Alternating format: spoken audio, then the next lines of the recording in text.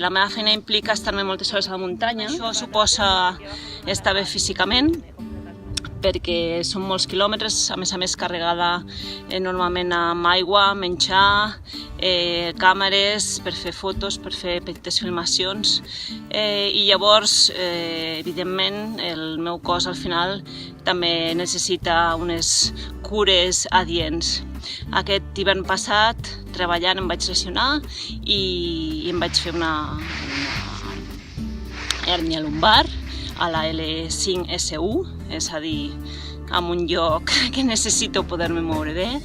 I bueno, la traumatòloga em va enviar al fisio, però després de 30 sessions doncs, no notava millora ni en mobilitat ni tampoc millorava amb dolor, perquè realment tenia molt dolor.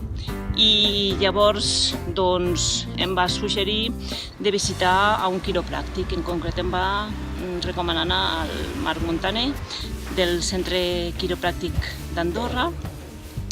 I bé, després de tants mesos sentint dolor, veient que no em podia moure, jo que soc una persona que sempre estic amunt per la muntanya, estiu, hivern, primavera, tardor, doncs va ser una passada que amb 50 minuts de sessió, al sortir d'allà, jo em notés tota l'esquena perfectament alineada i que pogués tornar a moure'm.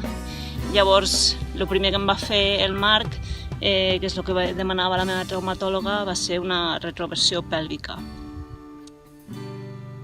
Al final, si tu no et trobes bé, no et trobaràs bé físicament, o sigui, exteriorment, però tampoc et trobaràs bé d'aquí, i al no estar bé d'aquí, doncs al final res funciona i és un bucle, no? És una espiral. Per tant, trobar algú que t'ajuda al final a anar cap endavant i no quedar-te estancat en un punt, és una ajuda no sol física, sinó també crec que emocional, no? Sentir-te que recuperes, diguéssim, la teva vida. De fet, és com jo em vaig sentir. Jo vaig sentir que recuperava la meva vida i que tot allò que m'havien dit que no podria tornar a fer, doncs, que ho podia tornar a fer. Evidentment, hi ha dies que tinc dolor i també sóc conscient que aquesta lesió és crònica, no ho puc obviar. Però bueno, si tenint una lesió hi ha disciplines que et poden ajudar a portar-la millor i a poder continuar fent la teva feina com abans, doncs fantàstic.